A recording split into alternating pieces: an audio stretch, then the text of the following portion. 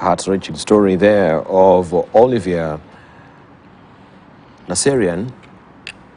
You can see her here at the Kajiado Law Courts yesterday, who is being accused of stabbing her baby to death and eating her internal organs in Kitengela on Monday. And this is a heart-wrenching story that we just don't raise accusatory fingers because we do not know what is the underlying issue and what really gave her the impetus to do this barbaric act that she did. And the neighbors were there, they were taking videos. The neighbors came in a bit late to break in to try and save the child and her mother from this barbaric act. But now it has happened. Some salient lessons that we should pick up here on also our residential associations that we normally have. Is it just, I was asking before, about the plumbing and the cleanness and the drainage and the security or kitty that some of you are not really paying up to. But it actually is indicative of a society that is so detached from one another. We don't know what is really happening in your lives, in my lives, or in our lives generally. And sometimes we take extreme measures like we did here or with Olivia. Let me just rope in Irungu Houghton on this because it's with a heavy heart. For me, I feel it. Yeah, it is really tough. It's an easy subject. I mean, I think, first of all, there are two things we should avoid doing. One is blaming everybody else except looking internally and seeing what is that we could do as residents, as citizens, as policymakers, as commentators, as journalists. I mean, I think there's a national responsibility to make sure that this does not happen again. And it's too easy for us to just blame in different directions. The second thing I think is I was touched by Hashi's comment about stigma and prejudice. And I want to link it to what Peter was talking about, which is, the religious leaders being ill-prepared to be able to manage this. I mean, we are a fairly faith-based society, right? So the power of religion, not just Christianity, but also Islam and Buddhism is a prevailing influence and a moderating influence on extremism and I guess cases like this or hopelessness. So the question we need to ask again here is, does this have a particularly female face? Young mother, fourth-year student, relationship, it looks like the father is now out of the picture. And I just wondered about not so much this particular case, because I think we're right that we should not be demonizing this young woman. She will face the full force of the law, and we hope that there will be a fair administrative process, but also that there will be enough compassion to see her as a person in crisis. Right, so that psychosocial support, I think, as Kiama was suggesting, should be the main, should be also a focus in this process. But I think the other question we need to ask ourselves is, why are there so many young mothers who are, mothers to young children, have very little social support, are stigmatized by their communities and their families, and by religion, let's put that there. And there is too little investment in either comprehensive sex education or reproductive health that allows for young people to be able to make these choices, knowing the consequences that come with bearing a child.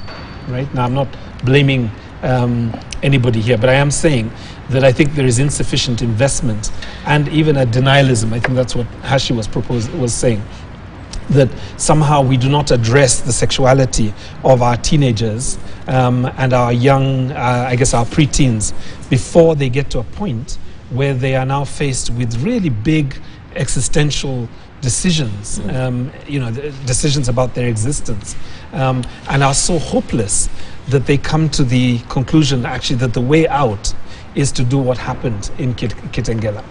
And I think that's the other question we need to ask. If 1 in 3 of our girls and our women are facing physical violence, 1 in 3, so only 2 or 3 escape this. And that figure goes up when you get into a relationship, a stable relationship, or a relationship with another person. So it's actually, marriage is not safer for many women. It is actually more dangerous for them because of the relationship. And I'm not making up these statistics. They're not even Amnesty statistics. They are Kenya Demographic and Health Social Survey statistics that came out 3 months ago. The question we have to ask ourselves is, what are we doing to prepare people, and particularly women, to be able to navigate this prejudice, this lack of support, and these economic challenges better?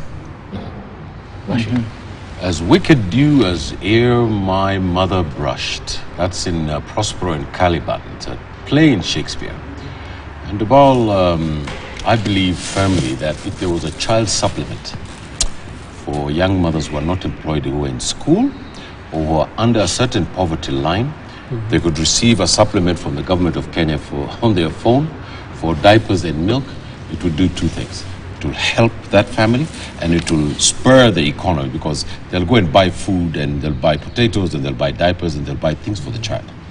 You know, there's in our country today, Debal, we have a sort of state of mind that is vampirish. We don't have any leaders in this country. We have politicians, but we don't have leaders, Debal. The second thing that we don't have is that we don't have empathy, Debal. There's no empathy in this country. It's either you make it or you fail. And the state, Debal, this place called the Republic of Kenya, where we were born, is a covenant between a state and its citizen. And the covenant, Debal, is for the state to intervene in the lives of its citizens that who are not doing so well, who are struggling, to empower those who are trying to get somewhere as well. That is the role of the state. Government of the people, Debal, does not mean that the government by the people shall perish from the face of the earth. If in public policy we had minds that thought about child supplementary supplements every 2 weeks, if we thought of how to deal with orphans, if we thought about how to economically intervene in the glue of the family, which is the basis of our republic, I think, Debal, what would happen is that cases like this would be rare and far apart. But, Debal, it is not that people are concerned about. Debal, people are more concerned about politicking every day in the news, about things that are totally useless to the lives of the people of this country. So, Debal, in any country, if there is a failure in leadership, there's a failure in social and political life. And this young lady, Debal, as far as I'm concerned, has committed no crime. Because the crime that she has committed, Debal, she will live it for the rest of her life. No punishment that we fellow citizens can give her will in any way make her feel less pain or more pain than the pain that she's already caused, that will last her for the rest of her life. And, Debal, I think that this whole concept of alienation, where, Debal, you become atomized in a society and you're floating on your own. And at the end of the day, the one statement that really touched me was, she said, I just couldn't deal with this child anymore. And what was that, Debal? She couldn't deal with her food. She couldn't deal with her clothing. She couldn't get a few hours off to go and look for a job or a part-time job and get help with the child. Debal, there's something called postpartum blues. She was way past. No, my wife, God bless her soul. But one of my child was 4 years old. Sometimes she would just go into a darkened mood. You know, the women's wiring, Debal, is absolutely different from us. I mean, Debal, if they take a child and put it in your stomach for 9 months, this is just unbelievable. We can't hold half a kilo of steak in our stomach, Debal, during the day. How about a whole child for 9 months? So, Debal, I put it to you that we have failed. We are the ones who failed this woman. It is not her who has failed herself. The government has failed these people, this woman. The public health system has failed this woman and her child. The society has failed this woman and her child. It is absolutely immoral to point fingers at that woman and say that she's evil and she killed. It's absolutely immoral. It's a crime of passion. where she had the mental faculties were not there, and the ball, as my learned friend over there said, the government, if it is by the people, has to intervene in this situation in a very critical way.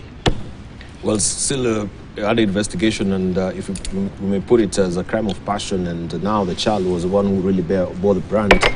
The mother could be getting, the father, and the child is the one now who was subjected to all this barbaric act. I wanted just to ask the issue of that you're raising, that we have all these growing statistics of single moms, and sometimes they are overwhelmed by, just the responsibility of raising children, where the father has not taken any responsibility at all. They walk away, they're depressed, as she says she was she's actually having a low self-esteem. That could be one of, red flags that was an indicator that maybe something was bound to be happening and she was not getting any attention. But how then do we broaden the aspect of social protection? Should it just be for the elderly? Is it a point where, as a country, we need to discuss that the other people in this country, children? Well, yeah, maybe through the stream of time, we've not really done a good job in terms of preteen and teachings on sex education right now. But we have now the outcome of it, the results, and the statistics that we're given is what is actually depressing, frustratingly depressing. The question will be, do we broaden this social protection? The Ministry of Youth and Gender can consider, the young girls that even having some of the, what do you normally call them, the tampons.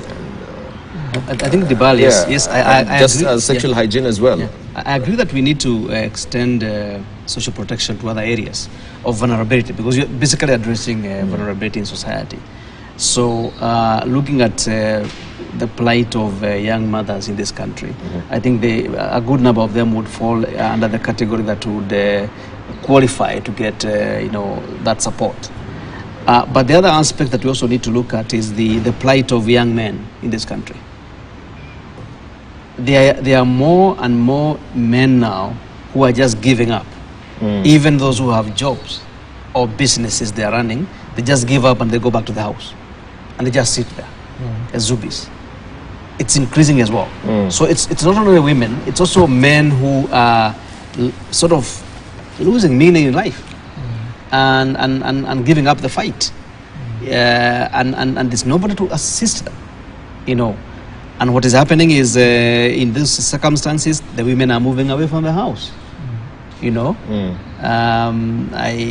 have happened to have, had several of those cases in the last few years, or even friends, who give up. And you try all the best you can.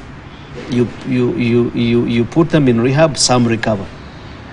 But how much can you be able to sustain as an individual when the system within government, where it's more affordable, is missing? So it's a whole breakdown of I think our health system, especially prioritizing mental health, but also I think it's also the issue of the social fabric itself breaking down. Some of the solutions that young mothers who are unable to survive in these towns or cities are using is to take the children back to their grandmothers. You see. But the level of rural poverty has also risen so much to a point where the grandmothers are unable to support. Because that was one of the ways that you would cope with it for some time, place them there, then you get some livelihood and you can bring your child back to the city. But that is also going away.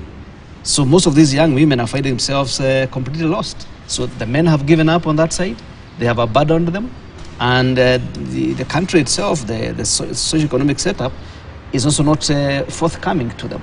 So I do believe that, yes, I think they qualify through a proper assessment for that social security support. But also remember that one of the problems we have with the protection of children is the underfunding of the children's department in this country. Serious underfunding. It's tragic. If you call a children's officer today, they don't even have transport. They have to use their money. They get to the house to rescue a child. They don't even have the the means to take the child to a safe place as well. You know, so they end up basically giving up as well. So we need also to visit child protection systems and properly, I think, provide enough resources to be to the children's department to be able to support. There are many cases you refer. You call the number, I think it's 211 or something, and they tell you, what am I going to do? There's nothing I can do. You know, teachers call children officers to support. There's nothing the children officer can do. They don't have those safe houses to take the children, especially in instances where the parents are the source of the risk for the children. Then if as a government official, I take the children away from that particular family, where do I take them? And the numbers are increasing. So it's a very complex situation that we're dealing with, and I think it needs a very clear policy approach to it. I think it's not quick fixes, it's deeper than that. Absolutely. The question you ask, do we have good social safety nets for particularly the elderly? And I think in prosecuting that, that question, much has been said. But perhaps one thing that has also not been said is the social life that we lead. For instance, the drugs.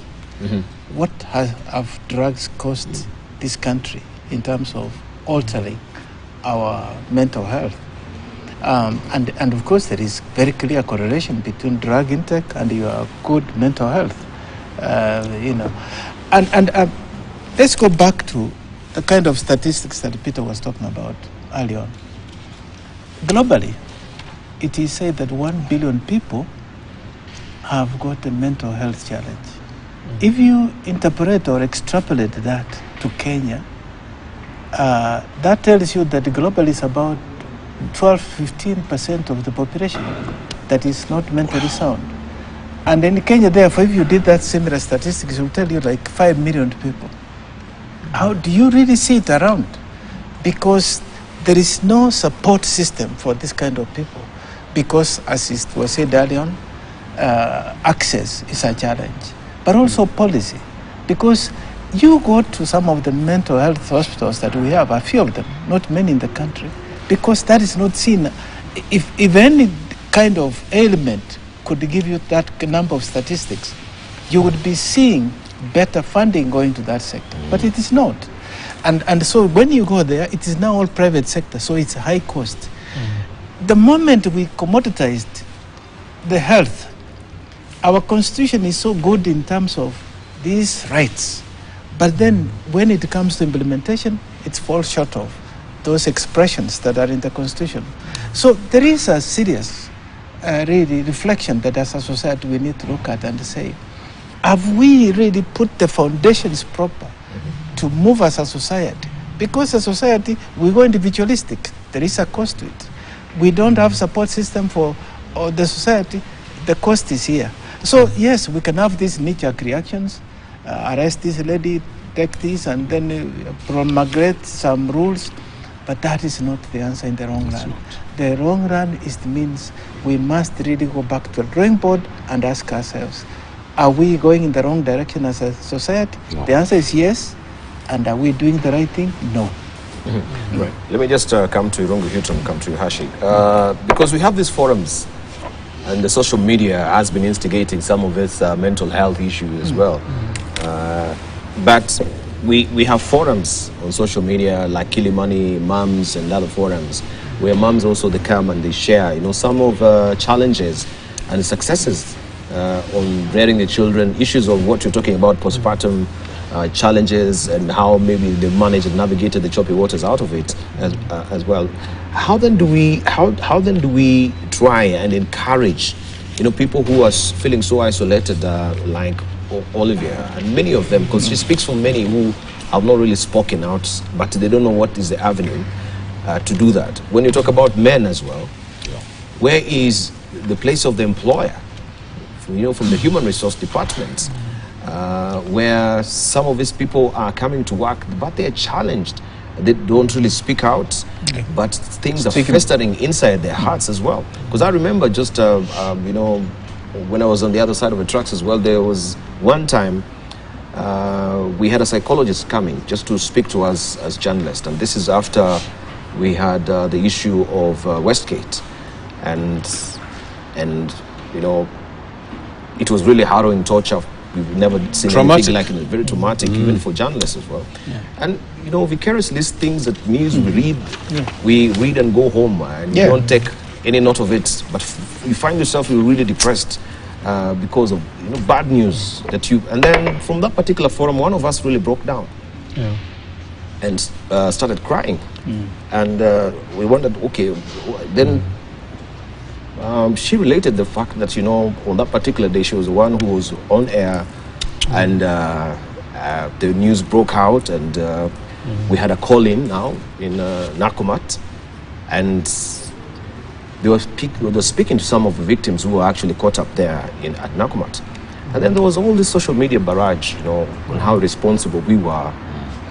We are maybe trying to also, showcase or maybe indicate where some of these victims were there. So I wanted just to bring that particular issue, because vicarious people are affected, and the human resource is just about, maybe your performance evaluation reports, but I'm coming to work having a battered, relationship at home where I don't feel fulfilled, and at work as well, there's so much pressure to perform, and you wonder, where do you fall? In church again, as you say, they don't really have maybe that capacity to really attend to everyone, so it becomes a challenge. So how do we?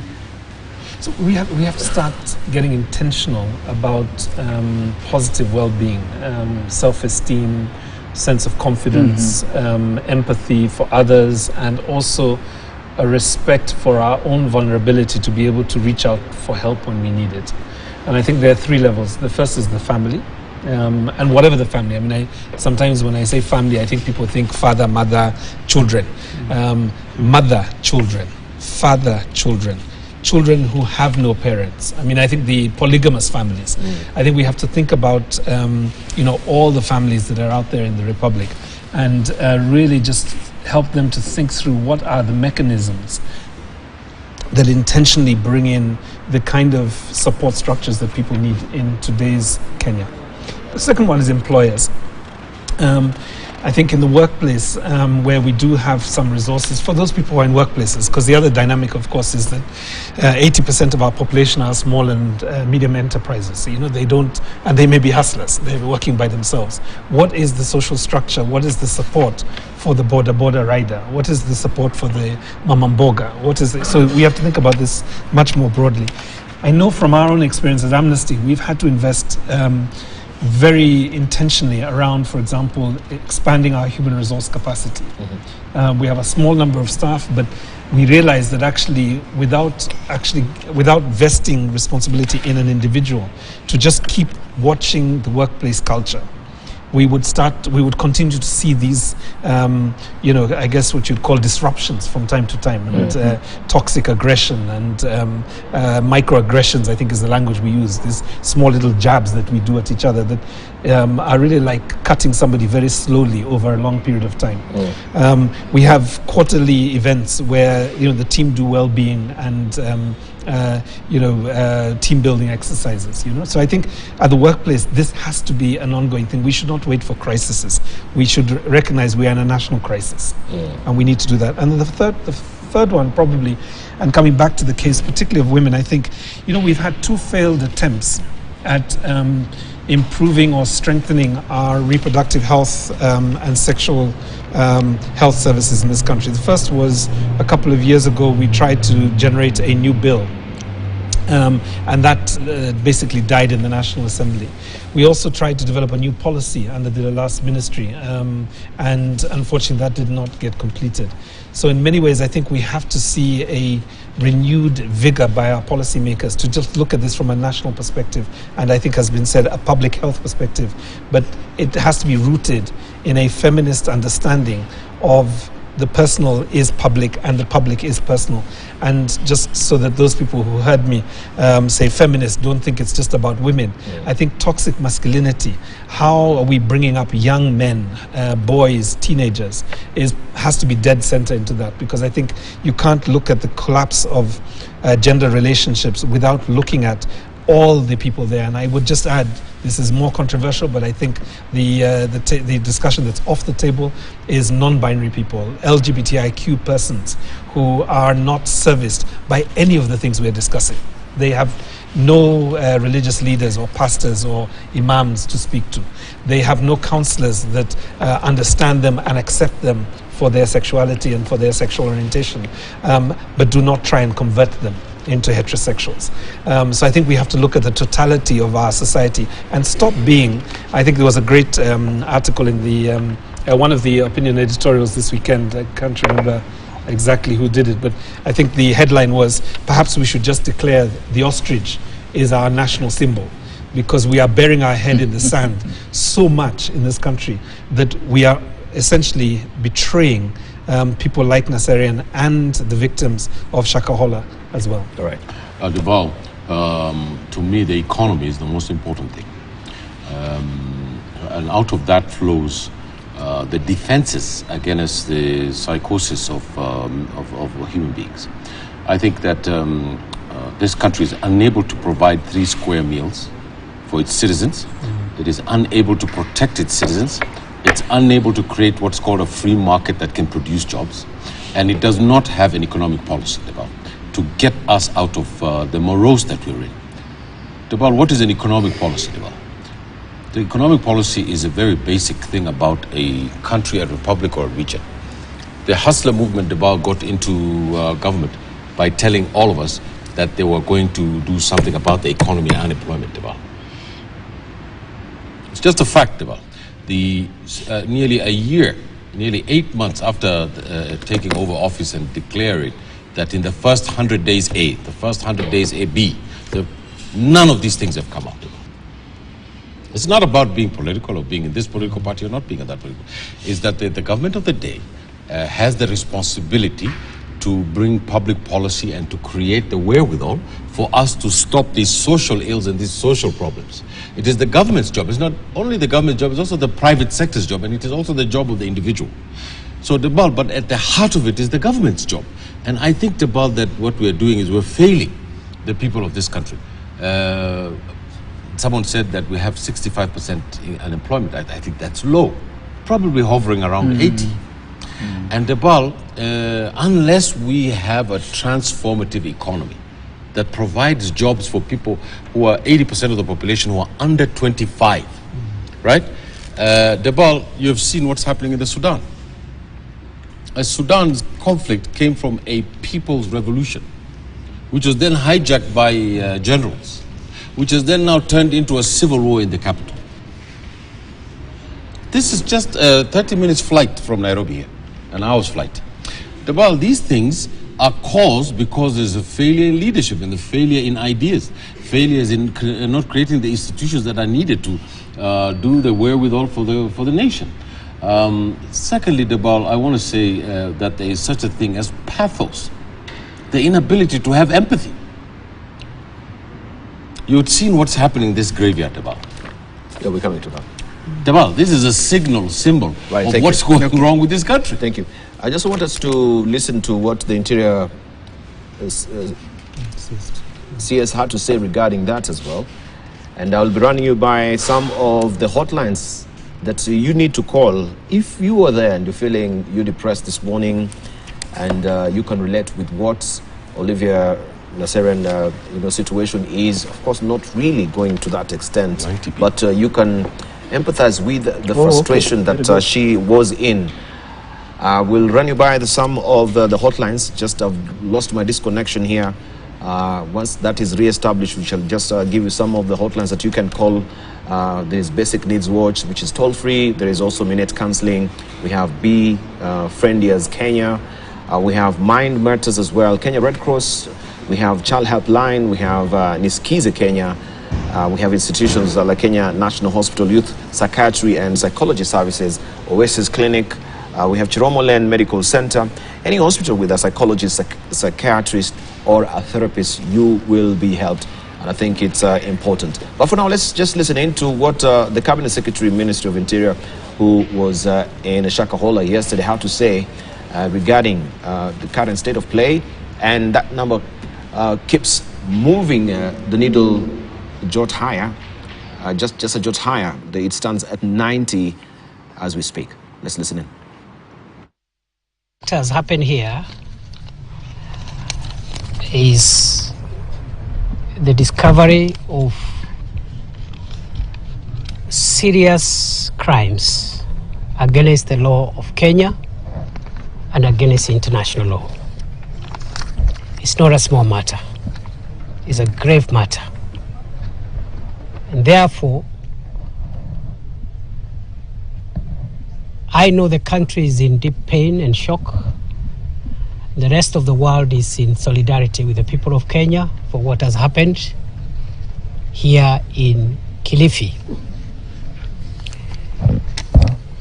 The process which I've come here to witness has involved exhumation of some of the bodies or all the bodies that could be in this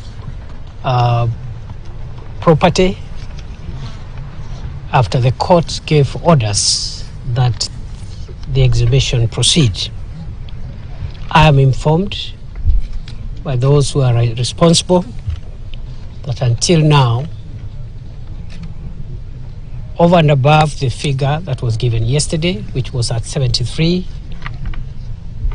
we have been able to discover until this hour another 16 bodies, bringing the total to 89.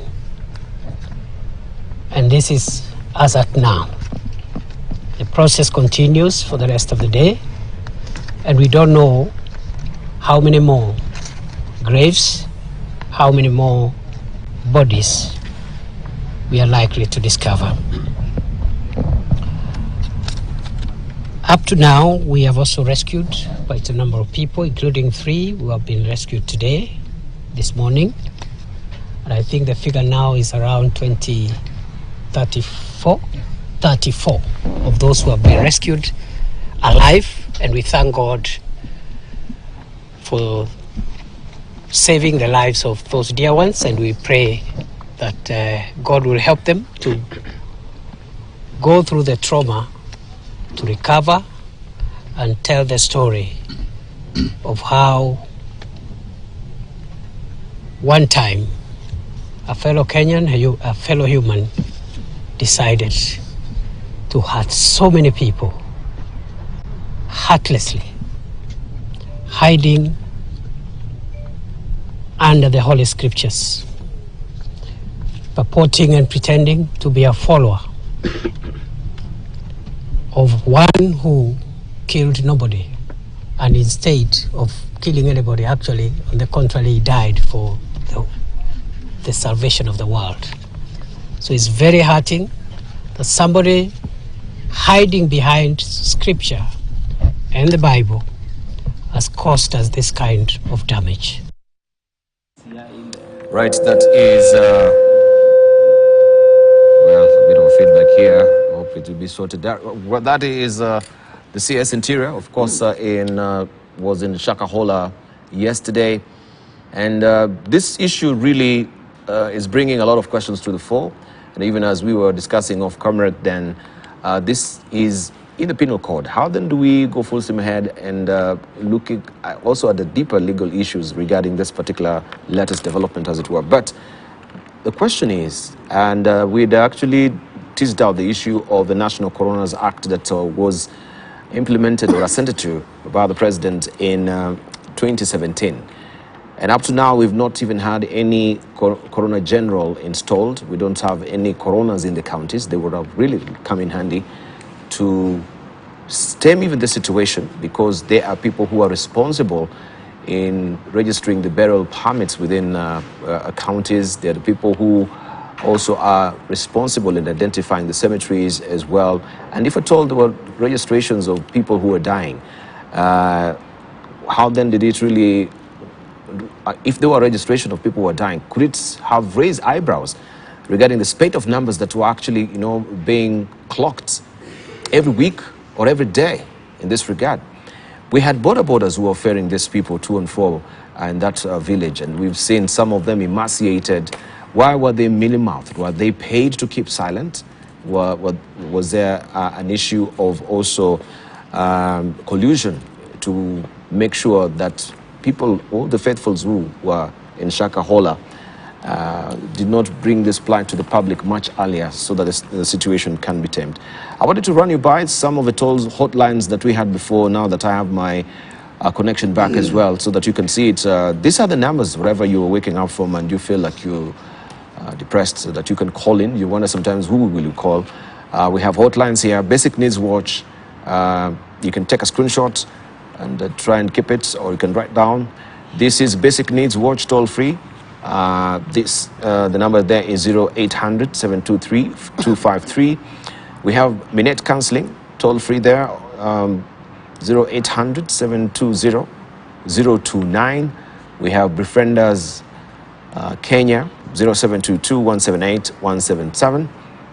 Mind Matters 0718 782 333. Kenya Red Cross toll free as well. 1199.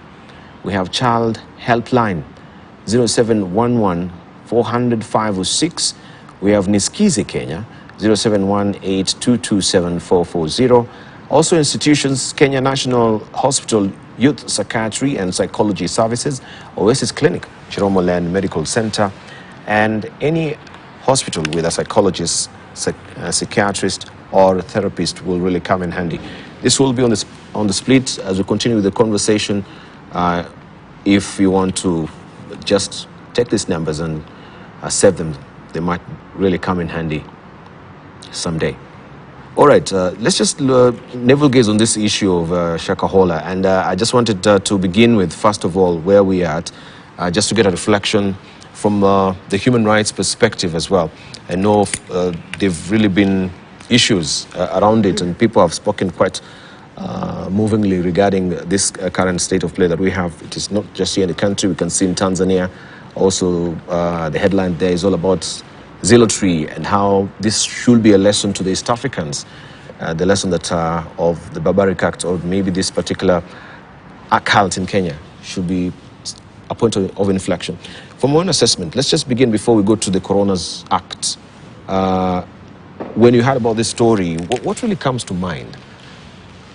Maybe I can start off, and then Peter, I'm sure, who has been following the National Coroner Service Act a lot more closely than Amnesty, can add to this. I mean, I think, let me just use the words of Hussein Khalid, the director of Haki Africa, who has been on the ground in Shakahola for the last few days, and we saw him yesterday there also. He talked about this being a national disaster. I mean, the stats, just shocking. 90 bodies exhumed, 213 people reported missing. So there's potentially an additional 200 people that the teams will be scouring that forest for, that land. We have 15 arrests at the moment, and we have only 9 people rescued. Now, if you put this in the context of what's happening in Sudan, the number of people that have died so far are very close to 1/3 of the violence that we've seen in Sudan over the last few days. It is still very far from the Wagala massacre, but it is definitely one of our worst moments, I think, as a country. The second thing that has been discussed, which I think has been an important breakthrough, is that we've begun to look at more carefully what are the features of a cult. And I think there's been a lot of commentary around what does it mean to lose your independence as a human being and to hand it over to another agency or to another individual to determine for you your behavior, your way of thinking, the choices that you make, even your choice to live or die. And I think that has been really important. I think there will be a lot of soul searching in very many different places, and I hope this is the case. For human rights organizations, I think we have to take a much closer look at, as I think Peter has described it, public trauma, and how this is creating the conditions for antisocial behavior. I think for the state, there are questions around the National Coroner Service Act. We'll come back to that. I think there's also questions within the religious communities about how the promise of the prosperity gospel has now really just gone to, an absurd length, that actually you can prepare people, you can lie to them, you can guide them down this path of suicide, not just individual suicide, but mass suicide, as they give their assets and their finances to the church.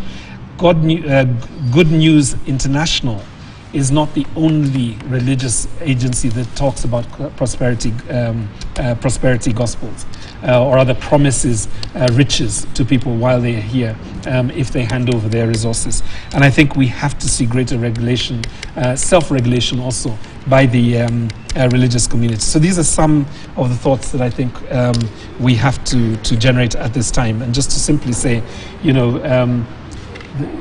nobody had ever heard of Shakahola. And if I can just abuse my mother tongue to just say shock and horror.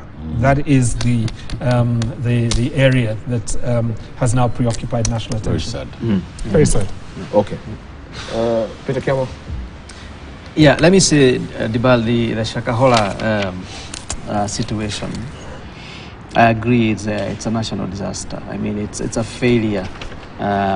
It's a failure of the country and the government, especially on the responsibility to protect. I think every state has a national and international duty around the responsibility to protect. I think the government on this one has failed its responsibility to protect. There's no other way I can see it. And I don't want to go itemizing the agencies. I think it's not important at this particular point. It's basically the entire government. So even as one agency is blaming the other, I wouldn't join that choir. I think I would, look at the state as a single entity that has the capacity to be able to protect all of us. I think they have failed in this particular instance, and we shouldn't play any politics with this particular issue because it's a matter of people have died. I mean, families have lost fathers, mothers, children. So, especially children. Children have died in Shakahola. Again, a failure to protect our children. When you look at it. If I comment on the investigation itself, what you find in this particular situation is the DCI, homicide unit, leading the team in Shakahola. And I think the head of pathology and forensics at the Ministry of Health was supposed to join them this week, I think yesterday or today, to join the team. The current ongoing exhumations bring forth the national conversation around the National Coroner Service Act. The law was put in place in 2017, has never been implemented. We have faced other national disasters before, or mass casualty situations like this one, because this is a mass casualty situation. And this requires that we set up national death investigation system for all non-natural deaths or suspicious deaths. And Shakahola qualifies to be under the leadership of the National Coroner or the National Coroner Service. Now, unfortunately, we have not, since 2017, established the National Coroner Service Act. However, there's progress. There's progress in that within the Attorney General's office, there is a team, a technical committee, multi-agency committee working on the establishment now. So the committee has made some progress. They have established the institutional structure and other, human resource instruments to prepare for the appointment. I'm told the good news is that this last week, the Ministry of Health appointed, seconded, a senior pathologist to the Attorney General's office to lead the process, because this needs to be led by the experts who understand this business. So that's also a plus. There's a small budget that has been allocated, I think about 30 or so million, to kickstart the process. But I think the setting up of the National Coroner Service is long overdue. If you look at Shakahola and what is the images emerging there, it's the CID officers who are exhuming. What you expect in a mass casualty situation like this, where you are doing exhumations, you require a multidisciplinary team.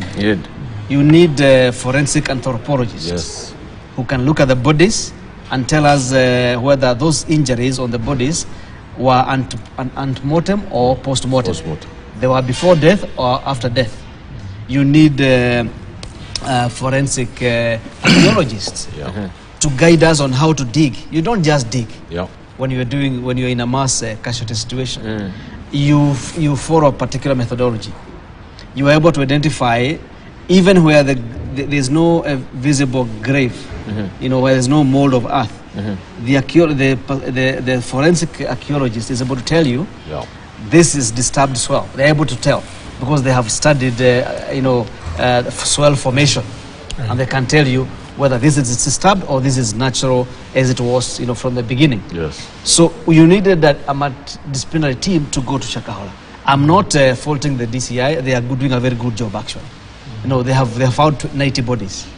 But what you're saying is that when you go to a mass casualty situation and you are doing exhumations, you also need to link the body and the environment to understand how was this body interred in this particular situation. Because it will tell you the nature of crime, even investigating a crime. You don't just dig the body, you also look at the environment around it. So the forensic archaeologists will be able to tell you that. Now we don't have them there. This is police digging and digging and digging and handing over the bodies. They are disturbing the crime scene. Precisely. So there's evidence you lose there. And that's why we are calling for the establishment of the National Coroner Service, because the National Coroner, who the law says will be a forensic pathologist with quite a number of years of experience, will also employ these other forensic archaeologists, forensic anthropologists, and others who will be able to guide us in all spheres of investigation of this nature. So I do still feel strongly that it is very urgent that we appoint the National Coroner, who then begins to set up the entire system. An inquest, Well, maybe we didn't suspect that it could be taking such a huge scale of attention that now it is. We had only 2 bodies, 4 bodies, and people were, this is just another story of another cult, like many others we've had before. But we're surprised also at the glacial slowness of the response, that even just how the CIDs and the pathologist, the chief pathologist, has not been in that particular scene. It's just yesterday we have also the CS Interior. This would have been a matter of emergency from last week instead of So I know you're not really apportioning blame, but there is... No, but there are some gaps that I think that Peter has identified. One other gap, I think, is if we had a missing and kind of a missing... Can I just butt in? I just hear from Ambassador database, it would have made a difference. Debal, Shakahola has happened. The question is, what are the lessons learned? And how do we move forward from here? To start with, I think if we don't diagnose the problem properly, we are likely to prescribe wrong solutions also. Why did it happen? I think, as Peter said, the state must accept some responsibility. When you look at all circumstances surrounding it, this gentleman has been reported, he has been taken to court, he has been released. Nobody was keeping watch over it, and people have asked questions. Where is awareness? Where is all these structures, the coroners and the rest? They were not there. So the state has failed here. And going forward, I don't think we should be really dwelling on you failed, but how can we do it better? And to me, this is where I started having problems. I have listened to kind of knee-jerk responses that have been there, particularly by the politicians and some of the professionals. To start with, we have all sometimes says, we must now go and check out the churches are preaching and really how we license them. This is a complex matter. To start with, somebody said on this platform, I think the day before yesterday, if you go back to how people have interpreted even the word of God, you go back to the first murder that happened was interpretation of worship, where Cain kills his own brother Abel because the other one worshipped differently. And you go through the ages, see what the church has done. In the Middle Ages, the church itself was persecuting. And look at what's happening in the name of radicalization that is there. Countries that are going through this trauma, US, Nigeria close to us here, because of radicalization in the church. And this is where I want to come to, particularly for the church. I have listened a few clips of this preacher. It is Bible-based. And asking myself, how are we interpreting this Bible? There is a study in theology which is called hermeneutics, where how you interpret the Bible. And sometimes ask, why are there too many churches around us? All this mushrooming every day. People are using the Bible so well and using it, but it is because of all the things to do with prosperity, messages and the rest. When I go back and look at, I used to work right in the city center, to Chumi House, in those days. And sometimes during lunch hour, I could go down and find a preacher was come, set up a temporal place. They are preaching and you listen to them. And after they finish, they put up a basket so that people threw money in. They got a better method now. They started setting cents. They have churches. Some of the best, the richest people on earth are churches. And if you go back, are you going to legislate? I'm not sure that can work. I mean, religion is a very complex matter. It's a personal matter. It's a personal belief. But even when people interpret it, look at the Bible. The Bible clearly says you don't kill. Life is given by God. But then there is even a commandment to it. Which part of the Bible? Apparently it's using Revelation. The chapter of Revelation, that's the last chapter in the Bible. And that's what he's using to preach. But then you hear, he only reads one verse, and then the rest is his own, conjecture. It tells you that we have a serious problem. We have a serious problem. We can't legislate it.